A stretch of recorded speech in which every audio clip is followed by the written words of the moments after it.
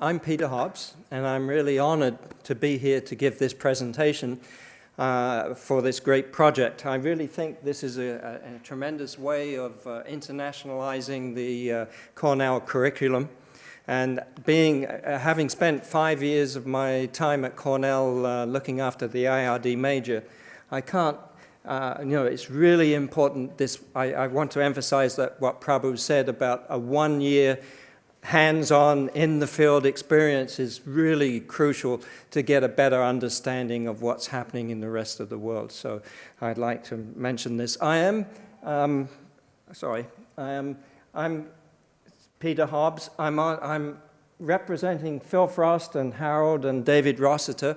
All of us are in the Department of Soils and Crop Science.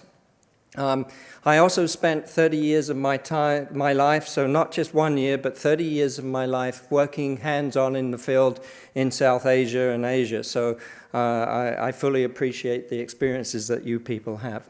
So I'm going to talk about soil health, this project in Jharkhand, India.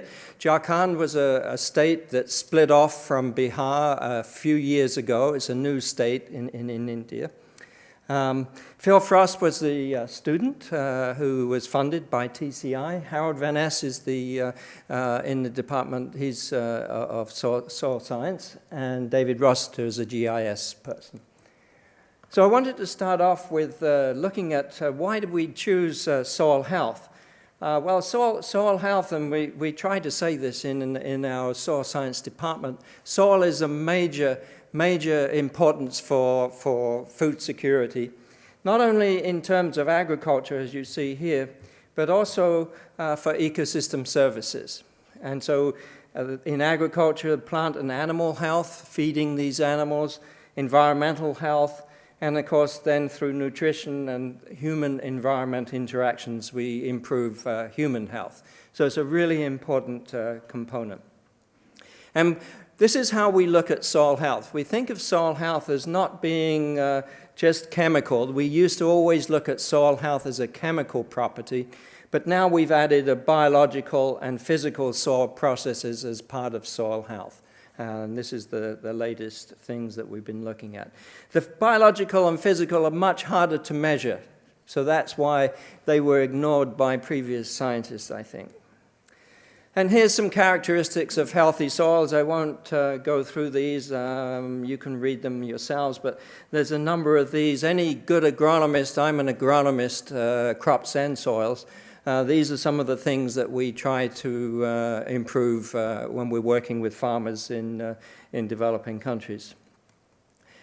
Here's an example of one of the soil physical properties that we have. This is a compacted piece of soil. You can imagine the roots of plants trying to penetrate that soil and get its water and its nutrients. This is what we call a hard pan. And you see this Indian lady holding this clump of soil. It's almost like a brick.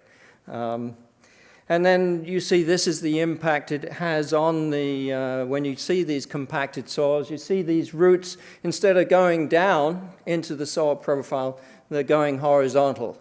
And so you can imagine the amount of soil that's available for moisture or for nutrients is restricted by that rooting depth.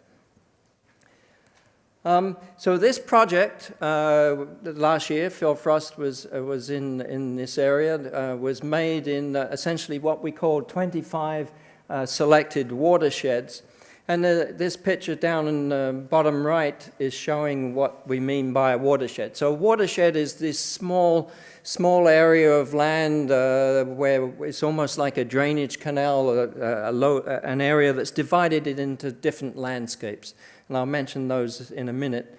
And then you see this other map of Jharkhand, with Ranchi as the capital of Jharkhand, and you see these dots are where he sampled in various districts in this district of eastern India.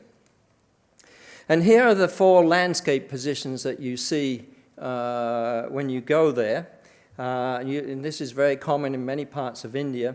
The upland area is an area where you see some trees, you see some grasses growing. Maybe the farmers use that for grazing their animals.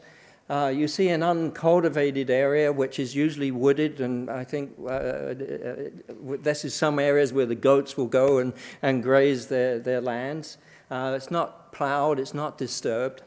And then the middle and lowlands are the areas where they grow their one subsistence crop in this particular area. So they grow a single rice crop.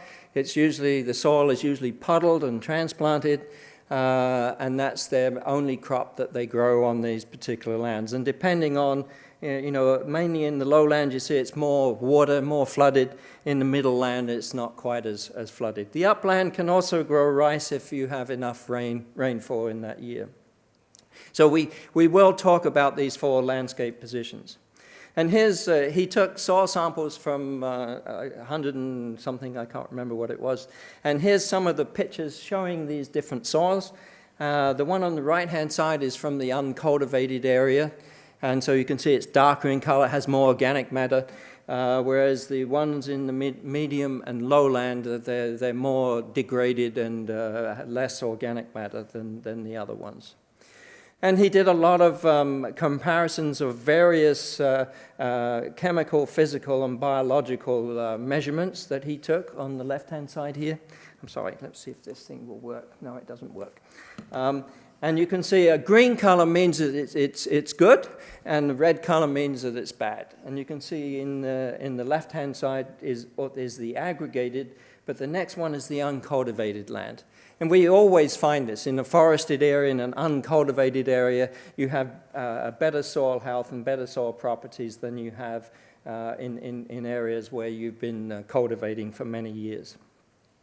I don't want to go into a lot of detail on this because if you're interested, Phil's thesis will be published fairly soon. So he did some statistical magic with some of this data, and you can see here this is what they call a best subset regression, and he's got the various measurements along the top, and then he's got this R squared, adjusted R squared on the vertical axis.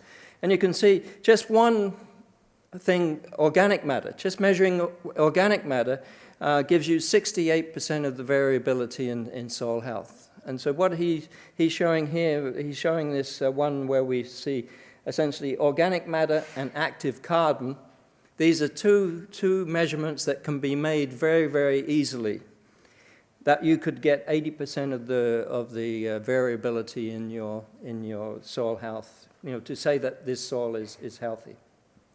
And there's, of course, a lot more data here that I'm not going to present in this.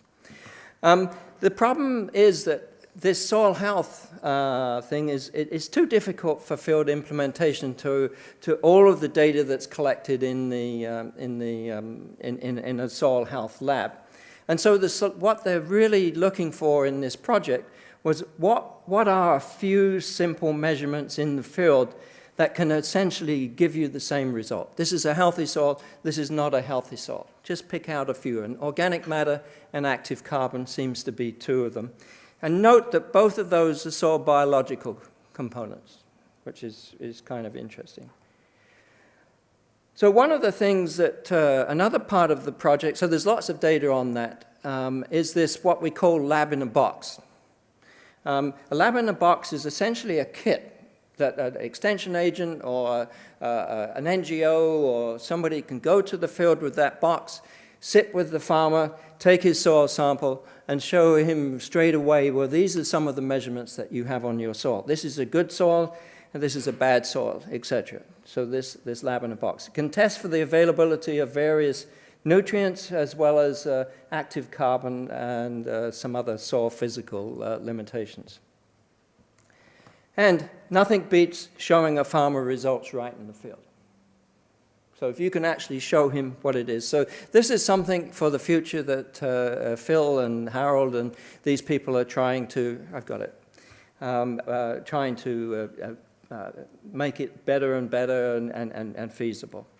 So I want to just end up with the proposed work for 2017 and 18. So educational materials and basic in-field soil health kit that can be used by field staff. So our main partners would be Pradhan, an NGO, and the university that we was working with there. Also setting up soil health laboratories so that we can, maybe 1 or 2 with key partners, because there's a gold mine of information from long-term experiments in India. India love to put out long-term experiments. And then conduct research on these long-term experiments with various partners.